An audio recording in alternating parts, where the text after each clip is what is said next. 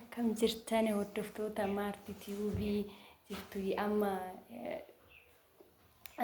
viidiyoo waraabuun barbaadeetiin ishiin silkii naa kennuu diddee silkii kiyyaanii waraabuu barbaadeete pirogiraamii wayiin qaba jettee deemuu itti daa'ima irratti gattee ani immoo hiriyoota kiyya biran deema jennaan na diddee ani immoo akka ishiin haftuufin siistama wayii hojjedheetiin viidiyoo waraabuu barbaadeeti ishii irratti siistama kana irratti onnoo godhuu na hordofa laala.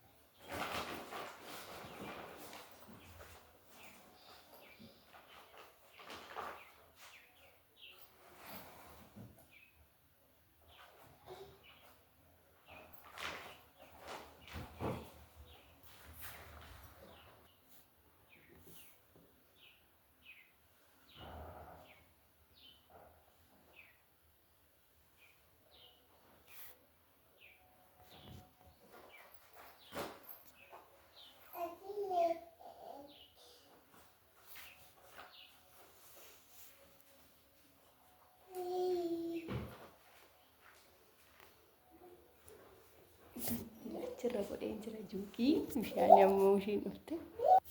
ishiin uffata uffachaa jirti qo'adaa jirti ammaa dhufaarti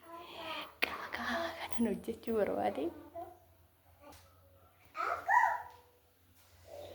Mucaa daraa kaashi.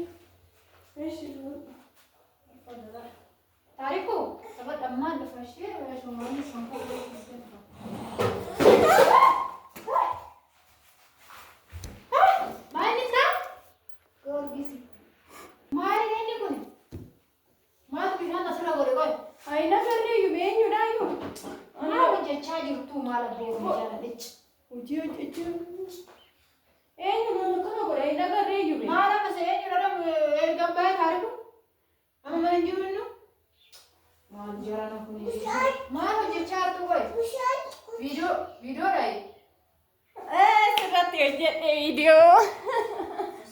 Branchi legge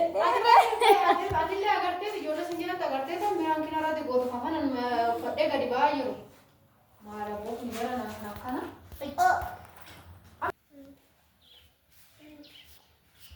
hordoftoota kabajamtoota chaanaalii Maartii akkam jirtan nagaa keessanii ani nagaa koodha galata waaqayyoodha akkam jirtan isin naguma an nagaadha galata saayii innaa biraankiin irratti hojjetanii viidiyoo kanallee godhi TikTok irratti galakkifatu anuma galakkifata malee jechuudha hinaafuu nan deema innaa hiriyaatti yabiraan deema lidaatii wayii na waamtee turte sistarii dhaltiin daa'ima naa qabii mucaa qabii jedheeni ture innaa mucaa qabii innaa natti aartee turteen barbaadu anillee nagara biraan deemna jette kadhadheetan ture amma ishiin akkanaaf bishaan narratti gannatte jechuudha meelaadha bishaan manni marti bishaan jechuudha jookiin argu jookii gubbaa as gubbaa balbala gubbaarra goote jechuudha innaa biraankii narratti hojjattee innaa kana fakkaata ani narrifadhee jechuudha hinafu nan deema waan ta'eef maaliif hundee ishiin kana biraankii na gootee bishaan irratti daffaatee tanaaf anan bakka nyaadhu bakka dhugu nanaaf hinafu innaa kana fakkaata biraankiin ishiin illee TikTok hojjechuudhaaf waan akkanaan irratti yaalaa jirti jechuudha innaa bilbila na gaafattee turte bilbila naa kennime bilbila kee naa jijjiirii naa jette ani bilbila jijjiiru qabadheen deemattiin hojjedhan jedheeni ishiin immoo edaa bilbila ishiitiin akkanatti narratti hojjette innaa kanaaf ishiin illee biraankii yaala jirti namarratti innaa hinaan jalatti barachaa jiru ani biraankii kana yoonatti mammalee narrifadha jechuudha innaa kana fakkaataa kabajamtoota dhaggeeffattoota keenya laayik sheerii godhaa fi viidiyoo sistarii narratti hojjette kana jechuudha innaa baay'ee aaratan ture rabbi ishiin yaalaa fi nanan malee xiqqoo tasgabbaa'e malee baay'ee aareen jira bishaan qullaadha bishaan duwwaadha lukni kiyya caammaan kiyyallee jiidhee jira jechuudha dhugaa dubbachuudha jechuudha naa deemuu hin danda'u rabasmaa wanni irratti illee gajjigee anchi innaa kana fakkaataa hordoftoota kiyya